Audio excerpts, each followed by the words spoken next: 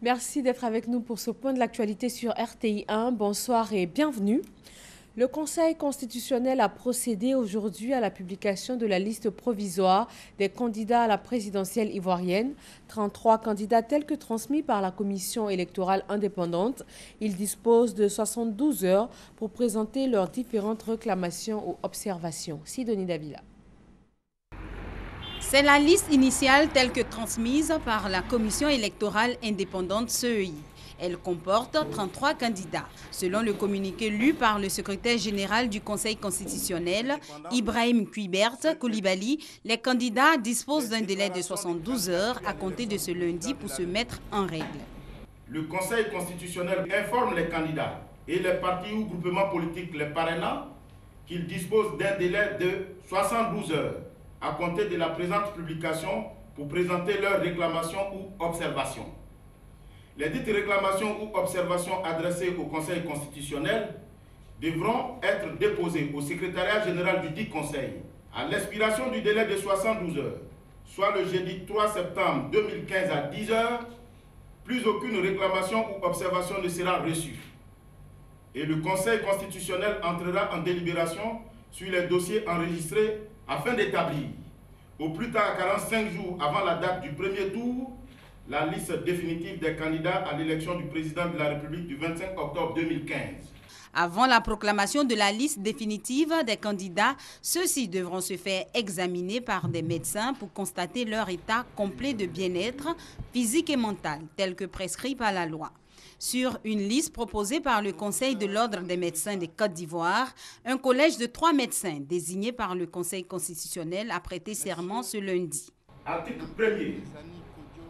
Sont désignés membres du collège des médecins chargés de constater l'état complet de bien-être physique et mental des candidats à l'élection du président de la République du 25 octobre 2015, les médecins ci-après désignés.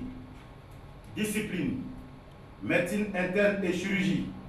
Professeur Nyamke Ezani Kodjo Emmanuel, professeur titulaire de médecine interne, enseignant à l'UFR des sciences médicales de l'université Félix Houphouët-Boigny d'Abidjan.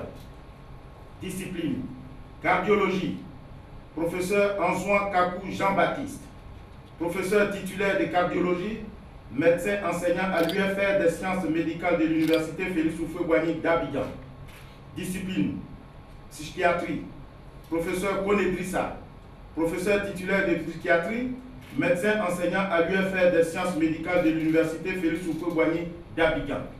Les rapports du collège des 3 médecins devront être déposés sous pli confidentiel au secrétariat général du Conseil constitutionnel à la fin de leur mission.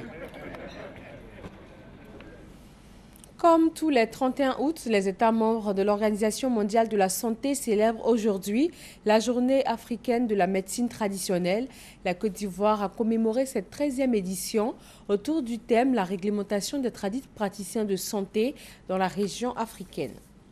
163 enfants soldats libérés par la milice anti-Balaka dans l'ouest de la Centrafrique.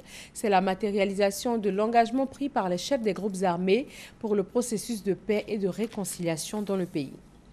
Le nouvel accord de paix signé entre armées et rebelles sud-soudanais est entré en vigueur samedi à minuit. Les habitants de Juba dans le sud ne sont pas pour autant confiants, notamment quant au respect effectif du cessez-le-feu annoncé par le président Salva Kiir. Au Nigeria, une journaliste enlevée par des hommes armés dans la grande ville pétrolière de Port Harcourt. Aucune information n'a filtré sur les raisons possibles de cet enlèvement, mais le kidnapping contre rançon est couramment pratiqué par les groupes armés dans la région de Port Harcourt. À moins de 2 mois de la présidentielle ivoirienne, la communauté internationale et la société civile se préoccupent du bon déroulement du scrutin. La prévention des conflits identitaires est un point essentiel. Comment se fait-elle? Quels en sont les enjeux? C'est le sujet du grand format de ce soir, 20 h. Merci donc de rester avec nous sur RTI 1. À tout à l'heure.